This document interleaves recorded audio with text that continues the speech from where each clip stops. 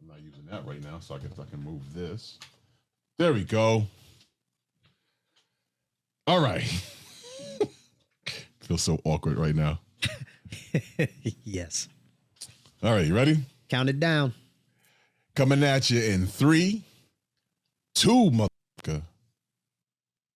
I think you need to say clearly what happened. Who gives a fuck? I don't care if you personally kick Candace Owens and her stinky cray-cray. No good thing starts with, I was thinking about my ex. He ain't learned his lesson. That's a brother ain't gonna learn shit. I know this is gonna be unpopular and I don't care.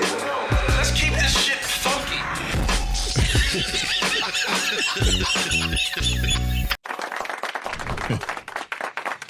Welcome. What's happening? What's unpoppin'? Welcome to Unpopin Show, home of unpopular opinions.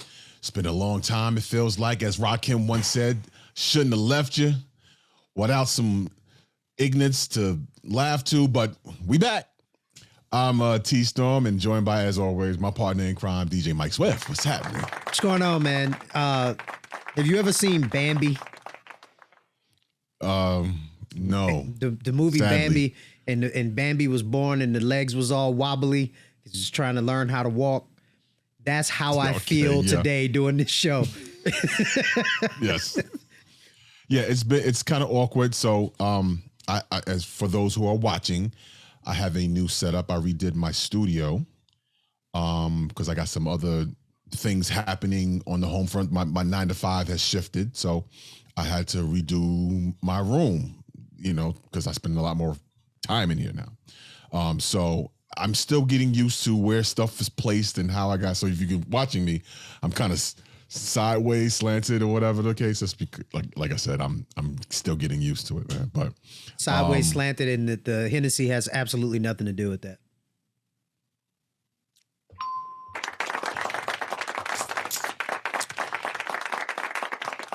Maker's Mark, though. There's one note. That'll be Maker's Mark. Lot happening. For those who are listening and those who are watching, be clear. I just want to be very honest. I have not prepped today. I have a bunch of things that there's so much that's happened around me, for me, and to me. I have a whole lot of stuff to talk about. And I will attempt to get through all of it. Let's start with a quick catch up. Just kind of because a lot happened while we was out, obviously, in the world and in our personal lives. Yes. So. Yeah. So in our personal lives, my wife and I welcomed a brand new baby boy. Born on the same day as Prince. So yeah, that's gonna be.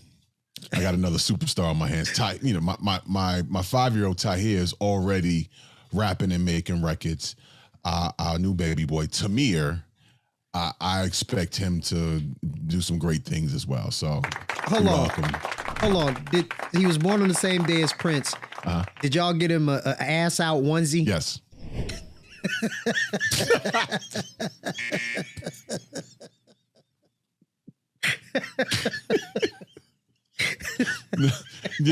No, not that kind of Prince. That's the swag of Prince without the ass showing. Now, let's just try and go with that one. I don't know. But if one day he walks out, he comes, when he's walking and comes out with his pamper and a hole in his pamper and his butt is out, I will understand why, and it'll be like, okay, well, here we are. It's what we got. Let's work with it. But yeah, we will. Yeah, that's what we got. We got to just roll with it. So we welcomed a new baby, started some new gigs, and had a couple of some traumatic things happen to some friends of ours. I don't know. I'm trying to start with the good news or the bad news first. I guess I can go. You started with the good with the birth, man. Everything else I think was just bad, which contributed greatly to our lack of presence in the space. Yeah. So a couple of Mondays ago, I can't remember the exact date, but it was a week after Father's Day. I was awakened by, I got up, great day, makes coffee, get ready to jump into my space here, start getting some work done. And I got a call from my brother KJ that said our dear friend Mitch Faulkner had passed away. Mitch Faulkner, for those who don't know, is a radio legend, a creative legend. You've heard his voice. You just may not know the name. For those in Atlanta, yeah, they're very familiar with Mitch Faulkner. But I got to know Mitch when I worked with OMP. So back when I was still in New York, I was working at WBLS. He was the voice on WBLS, 107.5 WBLS. It was the Vibe 107.5 was what it was at the time. And he was the voice. When I was looking for a gig and contemplating moving to Atlanta, they used to send us these these boxes of reel-to-reels with our imaging and stuff on. The imaging is all the things that happen in between the music. And so for promo, they would send it down for them, and it would send back these dope ass promos and stuff, right? And they had their box with the sticker and the logo was on Mike Productions. And I saw the number, I looked it up. Matter of fact, now I don't even recall if there was a phone number. I sent a package with my resume and a demo of my production work down to OMP to the address. I FedExed it out cold. I didn't make a call. I sent it out cold. Sent it out on a Thursday. Got there on a Friday. On that Monday, I got a call from Mitch Faulkner. Hey, what's happening? How you doing? You coming down to Atlanta? We gonna get here? All right, I'll see you when you get here.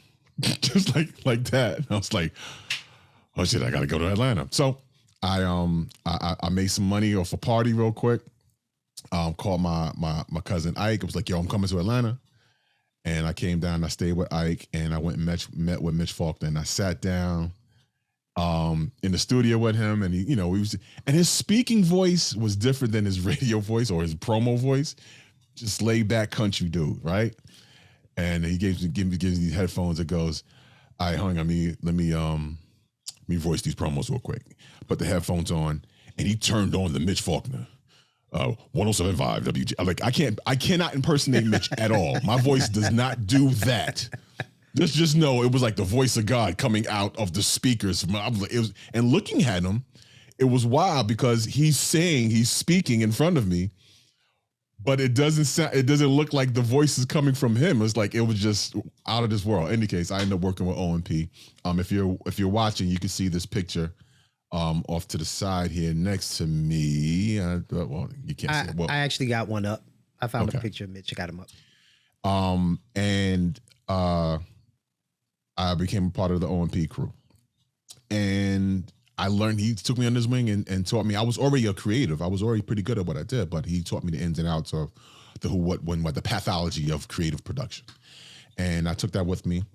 And I have my career has flourished because of it. And I've, been doing this for a long time. And we remained in contact all these years. He adopted me as his son. I became his adopted son. So I am a son of a Mitch. That was a long walk for that joke. Yeah.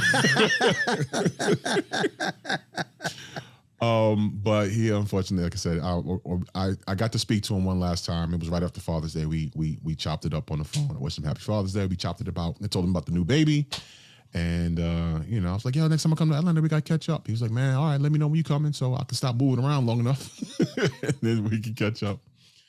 And the following week, the week after we spoke, he passed away. So I went down to Atlanta to pay my respects, and I got to catch up.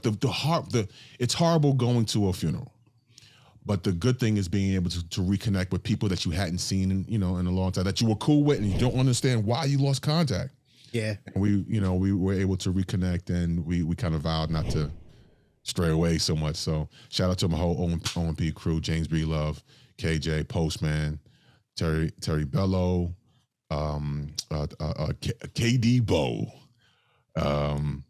Deirdre, Tassandra, Albie Love. This is a long list. Kelvin Quarles. If I forget a name, blame my memory, not my heart. And of course, his brother Arvesta Faulkner, who was also the co-founder of OMP. My prayers are going to the Faulkner family, and it was rough. It was rough, but also therapeutic to be able to be around people and tell these stories and reconnect with people and hear stories about. We just kind of loved on each other, and it was a cool thing. So you said happened. You said he adopted you, and just real quick, I never met Mitch. I knew you, obviously. I know James Breedlove, few of the folks you named, and someone that I have the fortune of working with now in my day job, who's an Atlanta legend. She and Mitch were really close, and ironically, his name came up a few days before, and she said, you really need to meet him, and I'll introduce you, and all of that stuff. But why I said adopted you, what I remember about Mitch is hearing the stories of him adopting everybody. Right? Like if you were down bad, he would find a way to help you. He would make a home for you in what he was doing. And that, I've never met him personally, but his legacy is one of helping people. I said to somebody recently, your legacy isn't measured in how much money you leave behind, but how many hearts you touch, how many people you help. And it sounds like he did that, and just again not knowing him, but just being connected to so many people that he did help. Yeah, absolutely. I mean, there were so many stories of people that he's done that for. I mean, some of everybody. Everyone in the radio industry that and he was generous with the knowledge, the wisdom he shared. He was, he didn't hold it. In fact, one of the things that he said to me, like, once as I started getting up in, coming up in the industry, he said, all right, now what I taught you, you got to pass it on. You can't hold this to yourself. It's your responsibility. I'm putting that on you to pass this wisdom and stuff on. And I took that to heart. And so I try to do that for folks that are interested about learning imaging or radio production or whatever. If I'm working in a situation and somebody's like, yeah, I want to learn this. Okay. All right, well, come on. You know what I mean? Big shoes to fill, you know what I mean? But I'm definitely grateful for the time and the time spent and the lessons and that I got to spend with him here. So rest in peace, Mitch Faulkner. There was another sister that passed away. Right after that funeral, I found out that she was in the hospital. Sister by the name of Tanita Myers, another radio sister that I got to work with a little bit when she was the executive producer for Rick and Sasha show, for Rick Party and Sasha the Diva. They had a nationally syndicated show, and she was the executive producer. And I got to work with her on some things. Sweet person. She unfortunately, I don't know exactly what happened to her, but she was in New Orleans, got sick, and was in the hospital, ended up in a coma, and never came out of it. And so, my heart, my prayers, go out to that family, to her son, to her mom. My condolences. She was a very sweet person. Everybody that encountered her. I'm coming down to Atlanta again. We didn't know each other well. But she was like, I'll pick you up, come pick you up from the airport. She came, scooped me up. We hung out, kicked it over Sasha's house, kicked it over at the station. When she would come and pick us, while we was down there working with them on the show, she would come pick us up, me and my man Steve. She would come pick us up from the hotel and bring us to the station. Whoop, whoop, whoop. She was, it's hard. You know what I mean? Yeah. And then we had another brother that fortunately survived, but another brother that we worked with in radio that became a big deal in the music industry and in business in general, and even in with politics. Chaka Zulu was injured in a shooting there in Atlanta. Again, he survived, and he's still with us. So thank God for that. And so, to Chaka's brothers and sisters and kids and everybody, we let you know that our prayers are going out, and praying that he stays strong and that he continues to recover well. Yeah, man, that one was a shock. I'm here in Atlanta, and I had heard the story, but they didn't mention any names. So, you don't know any names, so you don't know to be on alert. Right. And then actually you called me and was like, yo, did you hear about Chaka? And I was like, what? So it was kind of a shock, but like you said, he survived by the grace of God, and hopefully he'll make a full recovery. Now, on my end, there was also a little death, and I'll make it quick because we've been, 10 minutes of sadness. Right. This segment is brought to you by Kleenex. Right.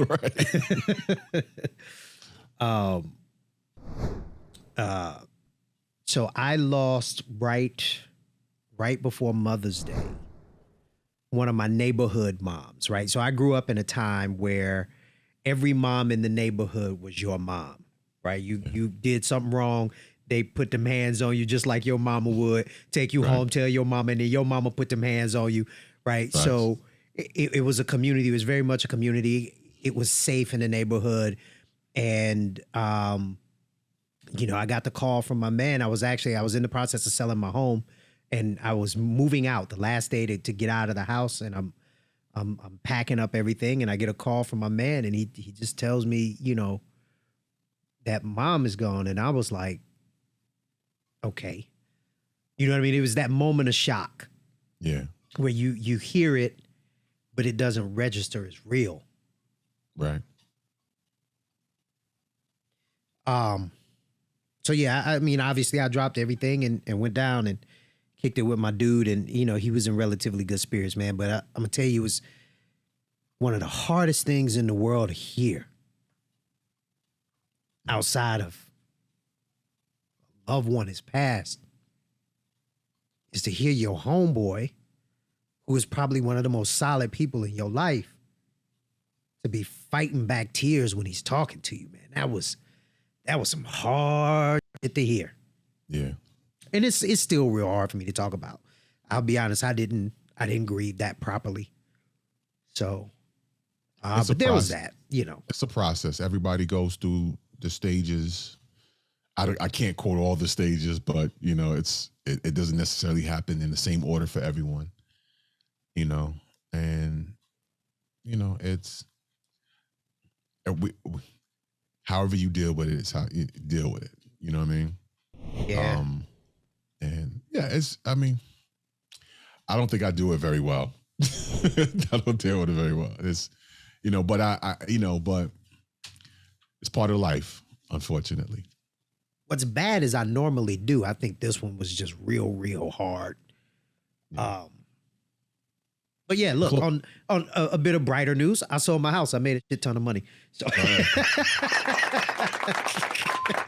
I'm kidding. It wasn't that much. It was, but it was time to go.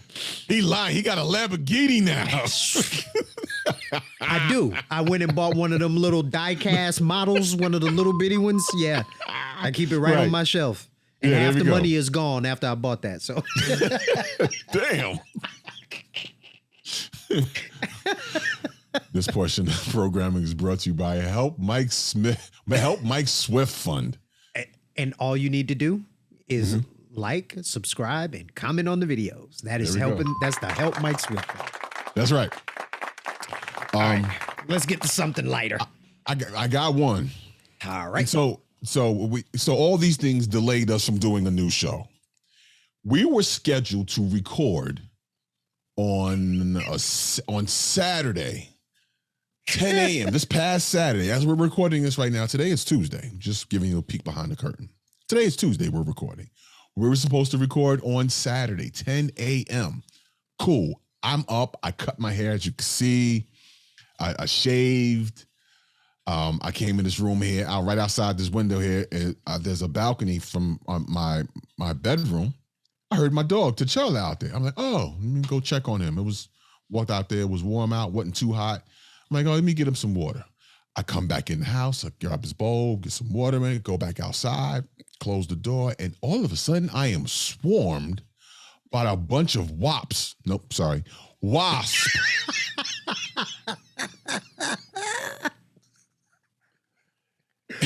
One is definitely more preferable than the other, but they're both very dangerous.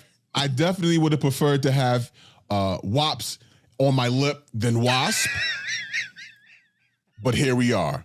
Wasp got me on my damn lip, stung me. I dropped the water like, what the hell? And I ran off in the corner to kind of see what was going on, looked up, and there is a hive in the corner right next to the door leading into my bedroom. Left me stuck up there for about 30 minutes trying to figure out what to do next. Ultimately, I got out, and my neighbor came later on and killed all them bastards. I got my kit back. I knocked it down, stomped it, bagged it. We killed all of them. We killed all them bastards. All of them. All you die. Sorry. Y'all did that nest like the fax machine scene from Office Space. Facts. Yes. Yes. Yeah. So when that happened to me, I called Mike like, yo, you ain't gonna believe this. I'm like, what happened? Man, I was on my deck. Wasp was like, look, Jimmy Walker, where? Right there. Saw my up. I look like Mitch Green. Like I'm finding a picture of Mitch Green right now. Because as soon as you said that, I was like, where's that Mitch Green picture? The famous Mitch Green who was the boxer that ran up on Mike Tyson in Harlem somewhere. I think he was at Dapper Dance. Was like, we could fight right now. Mike Tyson did him well. And swolled him up. That's how I felt Saturday morning after fighting. There's Mitch Green after a conversation with Mike Tyson. Conversation with his fist. Famous joke Steve Harvey once told was like, he told what happened with Mitch Green, and he was sitting in front of, some reporters with shades on. It was like, take your shades off. He took his shades off, and his eyes took over the press conference. I'll tell you what happened. Like, look up the joke. I don't want to mess up anything. Oh, it's a great bit. It was a fantastic bit. Steve Harvey did his thing on that one. Yeah. So there's all the delays. Glad to be back with you. Yes. So can we, I also did not prep. Right, let me just say that. I also did not prep, but there were a few things that happened in the world that frustrated me that I think we could probably talk about, because believe it or not, folks, this is extremely therapeutic for me to be able to do this. So in the midst of everything happening, the world knows that we lost controversial YouTube star and I don't even want to call him relationship guru, because he wasn't that. Self-proclaimed relationship? He didn't even self-proclaim. Other people proclaimed it. Okay. Kevin Samuels. We lost Kevin Samuels. Right. And, it was a lot of people frustrated about that, or upset about it, rather, is a better word. Yeah. Where I got frustrated was the number of people who took that opportunity to say, ha ha, told you so. Right. It was disgusting the way, and I'll say it. I mean, there were some men in it, but it was mostly women. The way women were rejoicing at the death of this man. Yeah, it's that's bad. I don't think he was that horrible to wish death on. I wasn't necessarily a fan. I found him entertaining. There was I think there was truth in some of the things that he said, and or just brutal honesty, to some degree. But no, wish the man death. No, wish death on the man, There was underlying truth to everything he said. Now, the biggest, I think, criticism that most people had with him was his delivery, right? Because after they sat and they thought about it, and they were like, he's actually using facts, data, and statistics from the U.S. Census and the CDC and all of these verifiable, reputable places. You can't really argue with that. So the thing that they could argue with was his tone or his delivery. But I got, and I'm not going to play the video because they'll copyright strike us for it, but the lovely ladies of Cocktails with Queens on Fox Soul led by one Miss Claudia Jordan and Vivica Fox and what's her name? I see her face. Diamond. Lisa Ray. Lisa Ray. Lisa Ray. Lisa Ray, yes. And I can't remember the fourth person's name. I'm sorry. I'm not a fan of the show. I don't watch the show. I'm sure they're lovely people. I just can't remember all of their names. But Vivica, it was a bad look, bro. It was a bad look. She was like, well, when karma comes, and I was just like, oh my God. Okay. So I agree with you. But there's the other side of my brain that cartoonishly that looks at this like if it were a movie. If this were a movie, it would be entertaining, and the villain, quote unquote, or air quotes, got what he deserved, right? If this were a movie. But I also kind of applaud how he went. Like,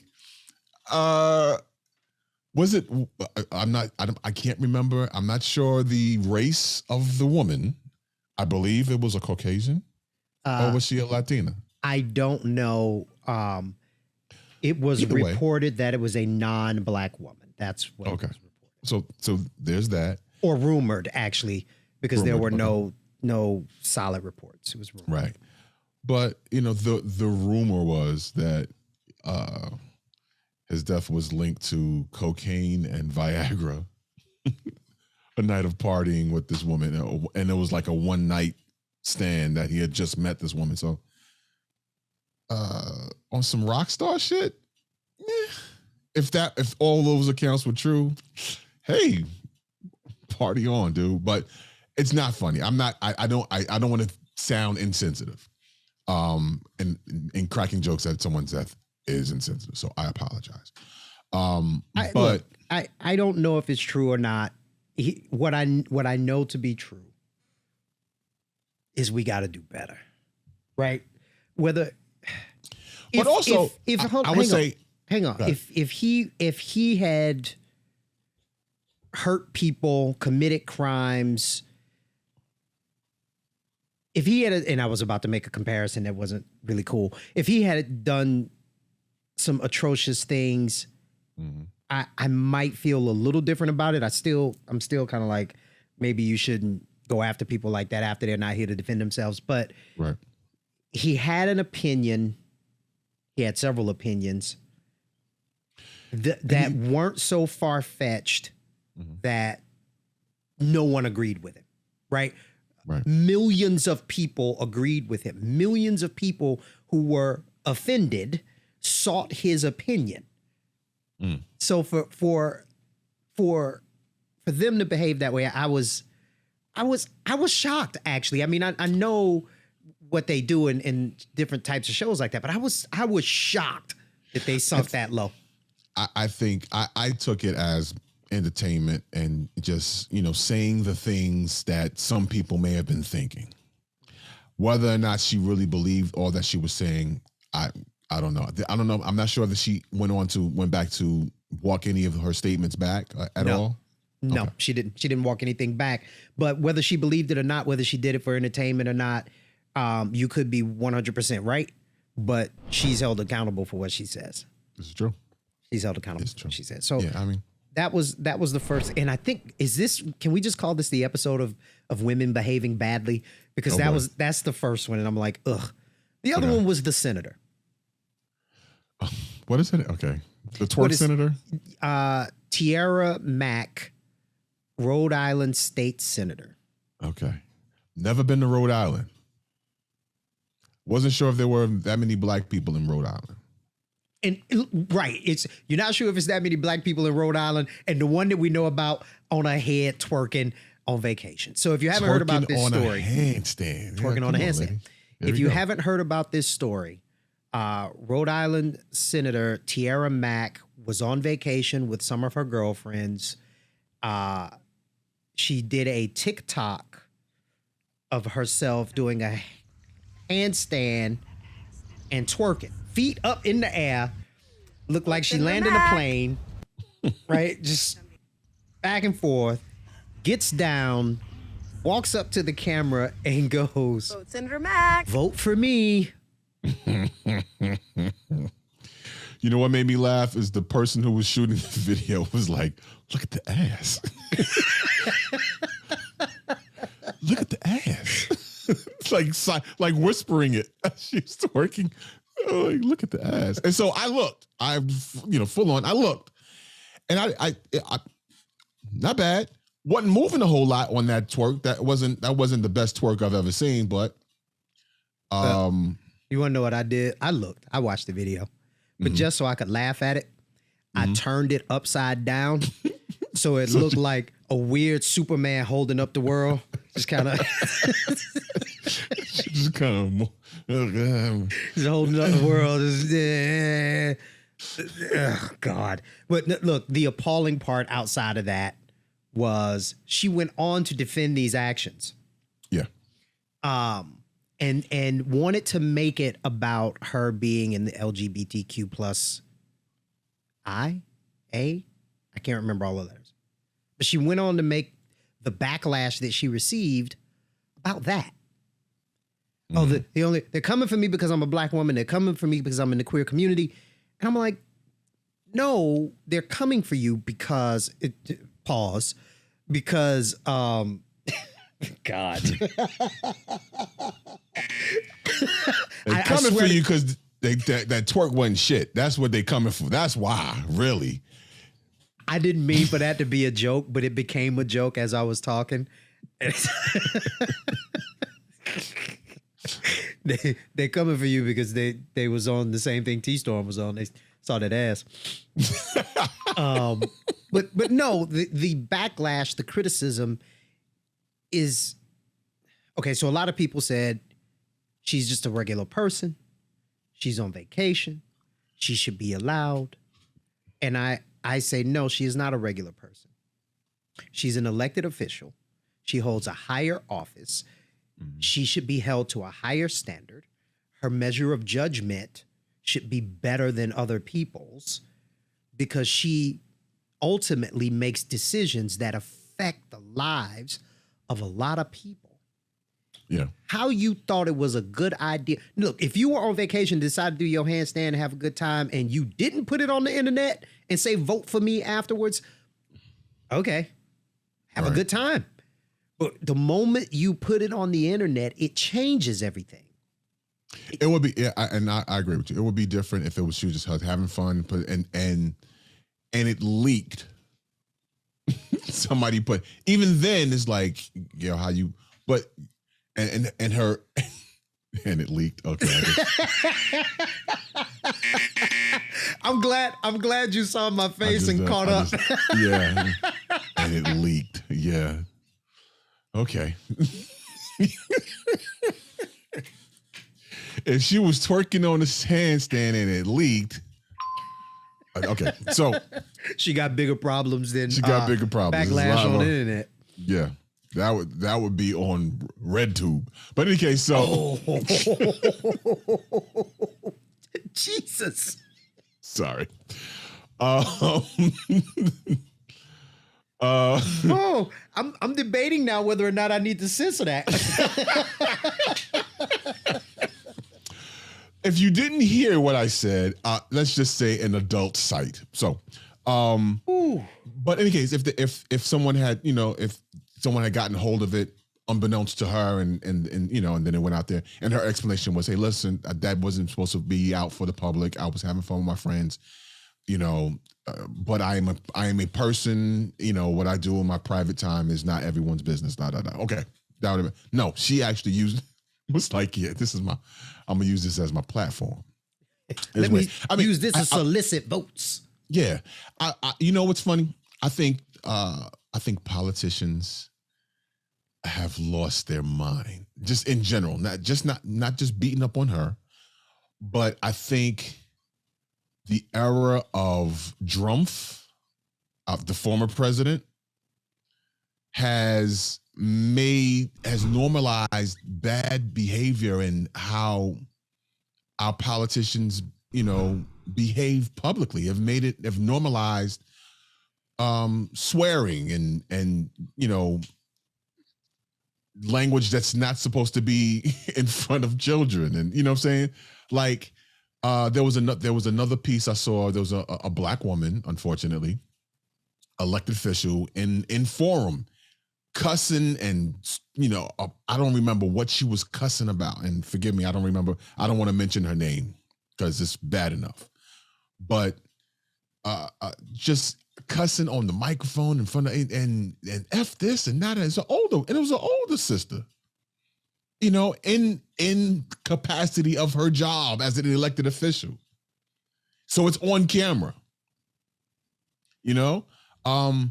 I used to think it might be cool to get to see the real side of our politicians and elected officials. I don't want to see all that now. I think a lot of things. Oh my God, I think a lot of things. So I think you should be, you're supposed to carry yourself a certain way. Let's go back to that. Let's go back to carrying yourself in a professional manner, especially in front of microphones, in front of cameras, in front of people. If you slip up and curse, that's one thing, but let's not go out on a whole tangent. If you're an elected official, if you are a person hired to represent the people, if you're a non-comedian or performing comedically to some degree, if you are in the presence of elders, children, or sensitive ears, right? So I think there are some caveats in that space. Yeah. But going back to what you said about the era of Trump and what that ushered in, I don't think it necessarily ushered in acceptance of bad behavior.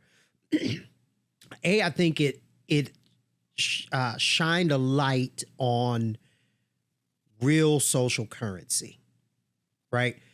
Okay. Say what you want about him. He knew how to work the internet. He knew how to work Twitter. He knew how to work Facebook and Instagram. He knew how to work the internet. So much so that they had to get him the hell up off of social media because he was still working it, right? Right. So I think a lot of people realized there's currency in this. The other thing I think that they realized is that there is currency in outrage, right? So I can go out here and protection in outrage. I can go out here, I can do whatever it is that I want to do, and I can not justify my actions, not speak for my actions, but simply say, oh, you only saying this to me because I'm black, or you only saying this to me because I'm a woman, or you only saying this to me because I'm Latino, or I'm poor, or I'm whatever, and they claim victimhood status, and now they don't have to be held accountable for what it is that they did. I think that's kind of where we are. And the other piece, I'm sorry, because I thought a lot of things and it's just kind of all jumbled up in my head. I think we are living in the embodiment of the slippery slope argument. Here's what I mean by that. A long time ago, when people started doing messed up stuff and folks said, hey, you probably shouldn't do messed up stuff. Everybody said, well, shouldn't they be able to do whatever they want? Shouldn't they be able to live their lives however they want to live their lives? And folks said on the surface, that sounds fair. And thus began the slippery slope. So where we are now is we had standards. We held people accountable to those standards, whether it was directly or indirectly. By indirectly, I mean with shame. You were ashamed to behave a certain way in public in the past. But now we've come all the way down to where anything is okay. Anything is okay. Anything's okay and nothing matters. Yeah. But people will vote for her. People will vote for her, and God, I'm gonna catch you for this. People will vote for her because of identity politics. They won't look at her platform. They won't look at her stance. They won't look at her behavior. They will say she looks like me, or she's in my group, and they will cast their vote based on that. I mean, I don't know much about her. I've heard her defend what she did, and and she made a valid point, which was, you wasn't talking about me before. It wasn't until I did this that I got the platform to let you know this is what I believe, this is what I would do, this is what should happen, this and that. And then the stuff that she was saying was like, she's not stupid. No. You know what I mean? She's a bright woman, right? So maybe this is one of those things there's ends to a means, and you know, perhaps she wins and gets to do some good. But it does not help the image of black women or the image of black people on a global or national scale at all. For everybody listening, I was shaking my head vigorously, no, left and right. Yes. So much so I think I just gave myself a headache. Because I can't support it.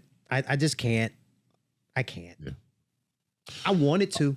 I did. A part of me wanted to say, yo, look, she's an adult. She can do whatever. But the more I sat in it, the more I was like, I can't support that.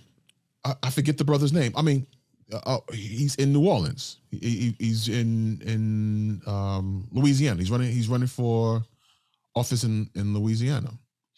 His first ad was him sitting in a chair in the field smoking a joint. It's a brother. Now, but this brother he is far from ignorant, and marijuana is legal in his state. Okay, well then that's different. Marijuana is legal. It still has a bad connotation, and it's still, you know what I mean? Well, kind of like alcohol. Alcohol is legal. It gets a bad connotation. Drugs, not drugs. Cigarettes are legal. It's a bad connotation because it's mind altering, right? So, I mean, I get it, but my issue was with the legality of it. That is my issue. That's always been my stance. So if it's legal in his state, okay, it's legal, and he talks the stuff he talks about, and I've seen clips of him going at elected officials before he was running. He was putting in work already, and so when he announced that he was running, and that first ad of him smoking the joint got people talking. It made the news. He worked social media. He worked the news. But isn't that? I'm sorry. I'm officially getting older. Isn't that distressing? Right? Like, I'm distressed by that. I'm distressed that we live in a world now where you can't come out and say, "Hey, I've looked at the way people are living and you all look very unhappy. Here are the things that I would like to do in order to make your lives happier, easier, more comfortable, whatever that thing is." Instead, we've got to pander, and not only pander, we've got to pander to the most base nature, right? We got to twerk, we got to smoke, right? We got to be in a flashy car. We got to pander to the most base nature to get people's attention enough to try to help them. Oh my God. His name is Gary Chambers. He's running for Senate. Look him up. And if you're in Louisiana, vote for this brother. I would say, honestly, listen to what he's talking about, because who he's running against needs to go. I'm sorry. I would say vote. If I was able to vote, he would have my vote. And because it's bigger than him smoking weed on camera. And he did it to make a point. Right, but so okay. And I haven't seen the ad yet. So I will watch the ad and form a he talks about incarceration, the fact that, so many black and brown people were arrested and incarcerated for marijuana, and now it's legal, and they still, they haven't expunged people's records and there's a bunch of different things the brother made points about. Well, that is different for me, right? If he's doing it in the ad and then he's talking about the injustice surrounding its use pre-legalization and wrongs not being made right post-legalization, and then you have to make a level of assumption that they legalized it because they felt like everything they were doing was wrong, which I doubt that was the case. They probably legalized it because revenue. Money. Yeah, absolutely. But either way, whether I agree with the assumption or not, it changes the dynamic for me now a little that he was smoking in the ad and then went on to talk about those things in the ad because there's synchronicity. It's a connection to him smoking in the ad. I thought that he was just hanging out. smoke, Right. vote for me. Right. Like that's what I thought it was. I can But play. I have a picture of him up where he's holding his blunt with the smoke coming out his mouth. This ad came out back in January of this year. See if I can play it. Every 37 seconds, someone is arrested for possession of marijuana. Since 2010, state and local police have arrested an estimated 7.3 million Americans for violating marijuana laws, over half of all drug arrests. Black people are 4 times more likely to be arrested for marijuana laws than white people. States waste $3.7 billion enforcing marijuana laws every year. Most of the people police are arresting aren't dealers, but rather people with small amounts of pot, just like me. I'm Gary Chambers, and I'm running for the U.S. Senate, and I approve this message. See what I'm saying? Like, the brother is not, it wasn't gratuitous at all. It was gratuitous, but well, it was gratuitous. I'm sure he enjoyed smoking the joint, but I'm just saying he made some really valid points. He made points. Look, I don't think they wasted 3.7. What he said, 3.7 billion, 3.7 million. They didn't waste that. That's called spending money to make money. Yeah, they spend that money and then they put people in the system and they make way more than that. So okay. So speaking of marijuana, I'm gonna link this. I'm gonna link that issue to this issue. There was something. Okay. Sesame Place, located in Philadelphia, has made some news. Around some characters. A character. It was okay. So there's a video that was going around that went viral of these little black girls at Sesame Place, waving at a character from Sesame Street, person dressed up, and the mom is videotaping as the character is approaching and high-fiving all these other children, gets to the black girls and waves no, and goes to them and continues to go. And so you don't see what happens after that, but she's like, yo, this character intentionally bypassed my children, shook hands, hugged the white kids, skipped over so that was the first video. That was one video that went viral and it made news. Sesame Place issued an apology, weirdly enough, where, let me see if I can find the apology. Oh geez. In any case, the apology. We sincerely apologize to family for their experience in our park. Okay, that's from Sesame Street. Okay, I'm getting ahead of myself. In any case, so they issued an apology. Actually, it wasn't even an apology. It was an excuse. It's kind of hard to see everyone, and she probably didn't see the kids and this and that. Well, we're willing to meet with you and to make your experience better. What you mean? It's hard to see the kids. You saw the kids. You waved your finger at them. You kept moving. You saw the kids. She looked right and waved no, hand gestured no, and skipped on. So, but okay. I am alleging, shocked. I am shocked by overt racism. I just like said no one ever. so okay. So that's the one video that went viral. Since that video, there's been a plethora of other videos.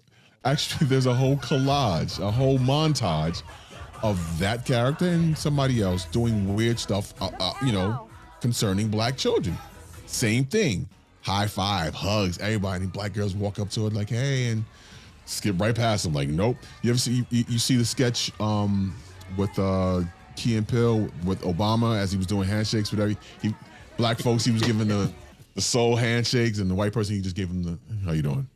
Hey, what's happening? The next person, it was worse than that. It was a straight nope, on to the next. And there was several videos, different angles of this character doing that to black children. And so much so that Sesame Street had to come out and go, nah. We saw it. That ain't right. That's not how we get down. They got a we're gonna figure out what's going on. We licensed them to use our name for this park, but that's what we saw is not right. We're all inclusive. I'm paraphrasing, but that's basically what they said. And so I've taken my children to Sesame Place. It's not far from where we live. Actually, well, it's a couple of hours away, but driving distance. And I was there as late as June, I believe June 20-something, 22nd, something like that. Whatever. Went with my sister-in-law, my niece, my wife, and our children. We went, and I saw something that was weird. It just felt odd to me, so I took a picture of it. There was a sign, and Mike, I'll send this picture to you so you can put it up as well. But there's a sign that says, notice, it's a big red sign as you enter the park, before you enter, that says, notice, marijuana is strictly prohibited. Also, any product from marijuana, including THC, CBD, hemp, etc., and or oils with those ingredients are not permitted. Violators will be ejected from Sesame Place property with no refund. Okay. So you see that. Fair enough. It doesn't say no smoking. It doesn't say no alcohol. Is marijuana legal in that state? It is. Well, I mean, okay, fair enough, but they still have the right to say we don't.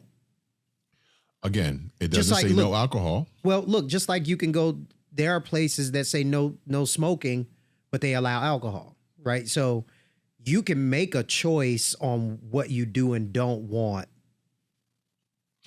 at your private business. I hear you. And, perhaps I'm being overly sensitive, but it struck me as odd when I got there. When I saw it, I was like, who's that for? And I think I've been brown long enough that if it feels weird or odd, there's something there. You know what I mean? Now, again, to your point, it could just be, this is our prep, we don't want this in the park from anyone, but how long has marijuana been legal in the state? I don't know, not that long. Not very long. Maybe a year, whatever. Yeah. I mean, look, I'm far be it for me to make excuses, because that's not what I'm trying to do. I often try to look at the other side of things, and now, it could be just old mentalities about that smoking or consumption or use of marijuana that are lingering and they haven't gotten there yet.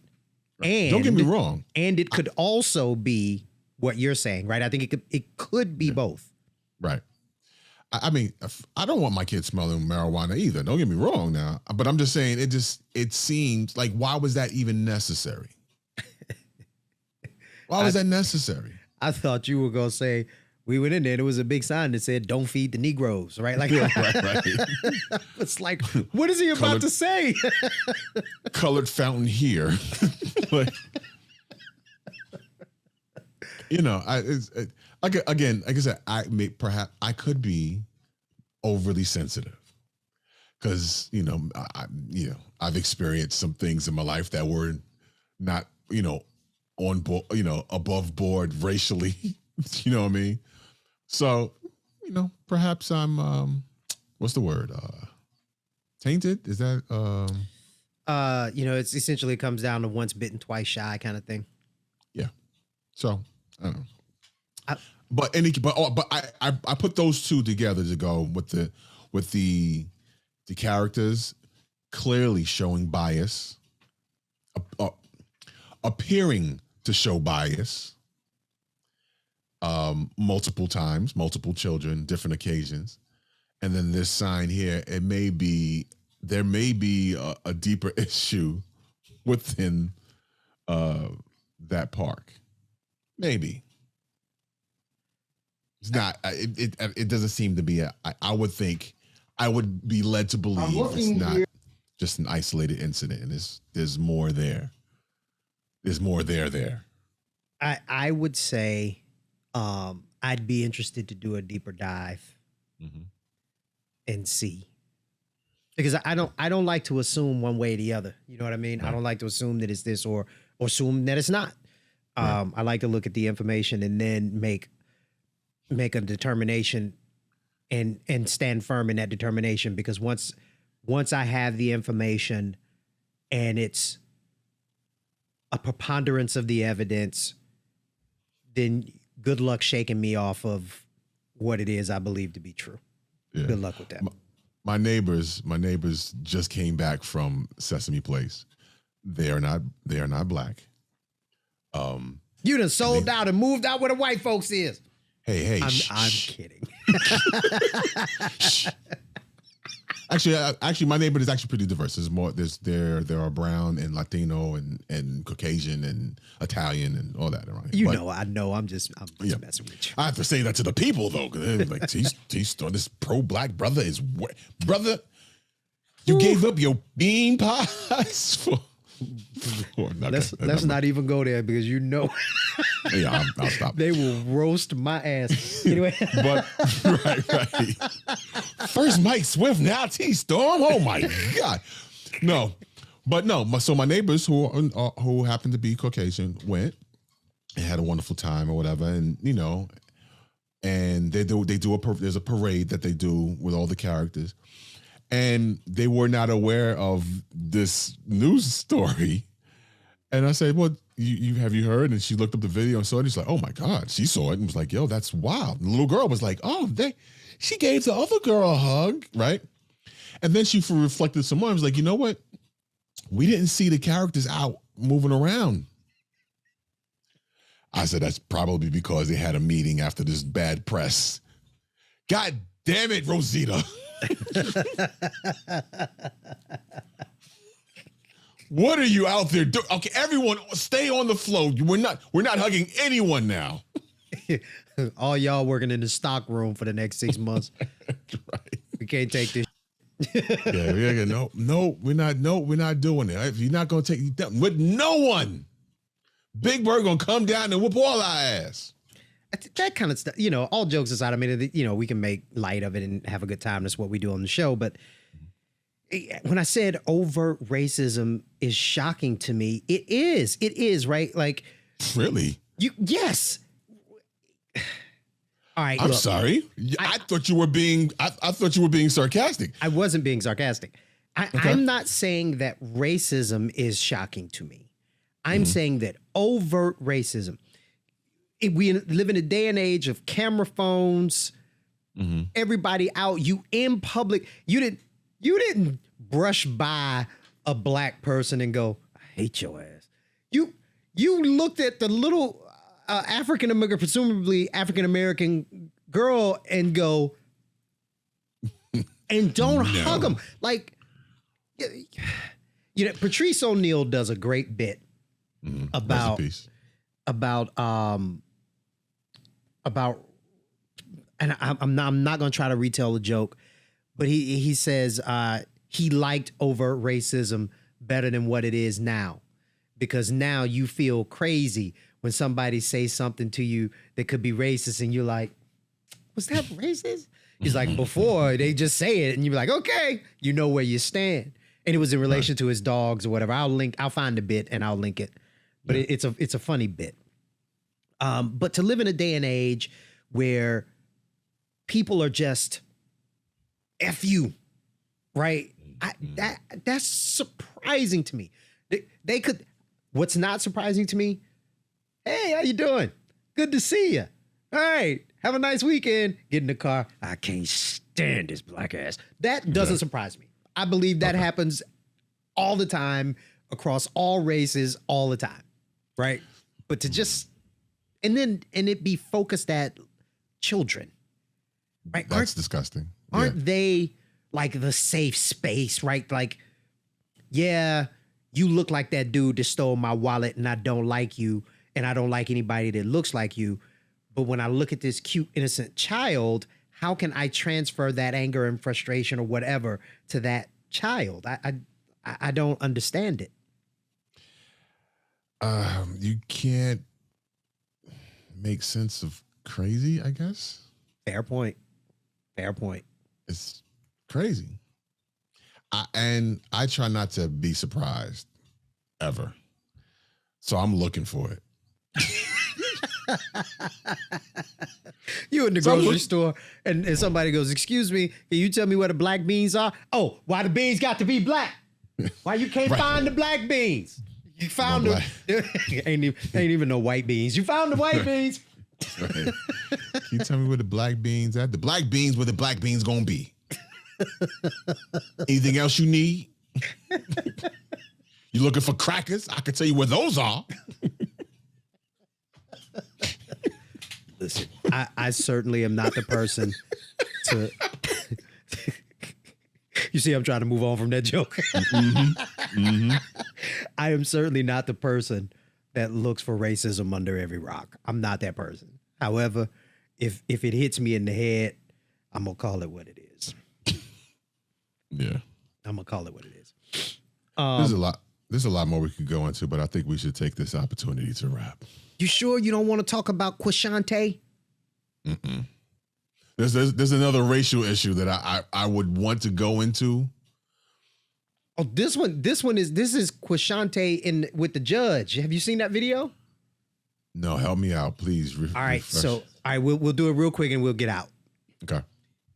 Qashantae Short, I forget which state she's in, Michigan.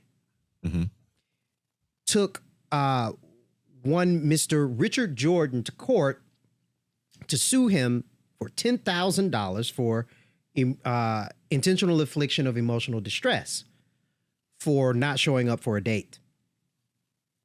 Qashantae is African American. Richard is also African American. And the presiding judge, I don't remember his name.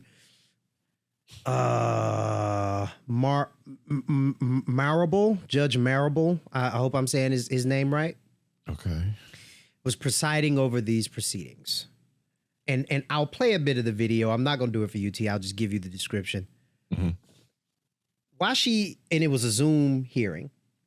Why she take the Zoom hearing at the airport on her phone? I'm looking here, what is it? Intentional infliction of emotional distress? Yes. Is that the claim here? Yes, okay. It is. That's not something that's really justiciable in district court. I'm sorry, I can't hear you. I said that's not something that's justiciable in district court. That has to be brought in circuit court. So you said it's not permissible in district court. It has to be taken to circuit court? That's an equitable action, yes. Excuse me? No. So she at the airport on her phone. The judge tries to tell her, well, ma'am, this is in district court. You need to take this to, I forget the other court, but you in the wrong place.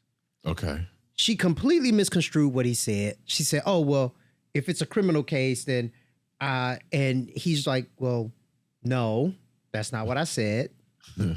Then she's going on about suing the other guy for liable or something like that, saying he perjured himself. And the judge is trying to explain to her what perjury is. In that letter, he lied. And then that's what brought forth the perjury. It was never perjury in the beginning. It was perjury after his response. Well, you can't say, listen, he has the right to put whatever is in the answer. I'm not saying he can't, but you can't add another count because you don't like or you disagree with what is in his answer. If he responds and his response is a lie, it's perjury, then my documents will prove that he lied in his response. No. It's his version. First of all, do you understand what perjury is? Yes, I understand perjury is a lie. I know what perjury means. Perjury is a statement, a false statement made under oath. So exactly, and I got documents that prove he was lying. You don't understand. It's a false statement made under oath. Under oath. That stated a lie. When did he testify to something that he lied about? It's a false statement made under oath. Dude, she gets so indignant. She's telling the judge, don't insult my intelligence. I know what perjury is. It's when you tell a lie. And he's like, no, it's when you tell a lie under oath. And she's like, well, are we done here? And I'm just like, whoa. she acts a whole fool. A whole fool. Bottom line is, you said it's a criminal offense, so I will send it to circuit court. Are we done here? No, you don't understand, ma'am. You don't understand. Are we done here? Are we done here? Perjury is what perjury means. I know exactly what perjury means. I know what perjury means. Are we done here? Is it a criminal offense or not? What statement? I don't see anything in the complaint that says he made some false statement under oath. Because you don't know what happened. You're on the outside looking in. You don't know anything. But you're the plaintiff. Wait a minute. You are the plaintiff. Are we done here? You have to lay out your allegations properly. Are we done here? No, we're not. Exactly what perjury means. No, we're not. Do not insult my intelligence. You have to do not insult my intelligence. You have to lay your complaint out. You have to allege this in the complaint. You have not. Please do not insult my intelligence. Now, when you dig a little bit deeper and you look into Miss Short, Miss Qashantae Short, she is known for filing frivolous lawsuits. I'm trying to find the info here. Oh, boy. She sued the Flint Police Department for $300 million. I think it was, I think she said they were stalking her because she had gotten a bunch of parking tickets or traffic violations in a short amount of time. So they were stalking her. She sued AT&T. She sued other people for $10,000 for bad date type stuff. I think the number, it came up to something like 90 lawsuits. Damn. And of course, she's not hiring a lawyer for any of this. She's just going in there. So, okay. She's just going in there herself and acting a fool. Now, what I want to show is a picture of this young lady as a cautionary tale. As you do that, I think I may have somebody for her. You look at the picture of the young lady, and you can't see it, T. I'll send it to you. She looks like a normal person. She looks like she's very cute. Okay. Very cute. Mm-hmm. Normal, cute person. You would see her standing in line in the grocery store and think, ooh, I want to holler at her. No, bruh. No. She was out of her mind. Just and was so insistent on that she was right. She's arguing law with a sitting judge.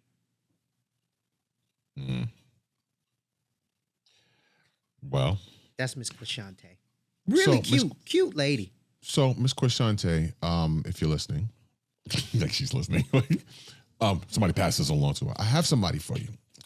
If you're willing to relocate to the Bronx, it's a gentleman.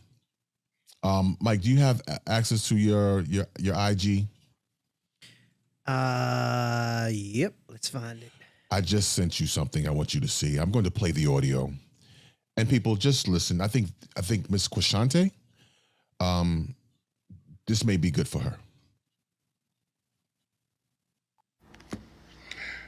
Good morning, single women. I am single. I am looking for hugs. Not sex, but hugs.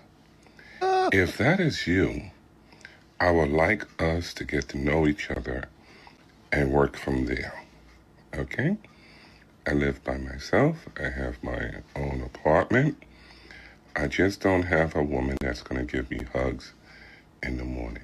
Now, if that can be you, let's work on that. Remember, I said this is only hugs. I did not say this is about sex. Okay? I'm looking for a hugging relationship. A person who lives with me, and you never have to pay rent or anything. Your pay will be giving a hug in the morning time. Let's work on that. Okay? Okay. I'm so sad. I'm so sad. Oh, I'm so sad. Baby, look, hold on. Let me get serious. Let me get all in here. Baby, I ain't never leaving you because I don't want to be that. I ain't going nowhere. Nowhere, baby. That just locked it in for me that we down forever. We rolling like 4 flat tires, man. I'm so sad for him. Oh my God, I'm so sad for him. Oh. Oh. I didn't want to say no more. Ladies and gentlemen, thank you for watching. Thank you for listening. If you want to see that video, go on over to our website, unpopinshow.com. You can see exactly what we're talking about. If you're watching, you saw it. What you think? Please comment, like, subscribe if you haven't done so already. What you waiting on? And we appreciate all of our new subscribers. We have a bunch of new subscribers since in between that's joined. Welcome to the Unpopin community.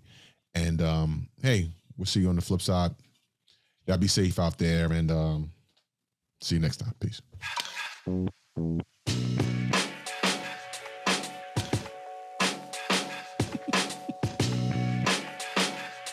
Hugs. Just hugs. You know his DM's blowing up. Y'all better stop.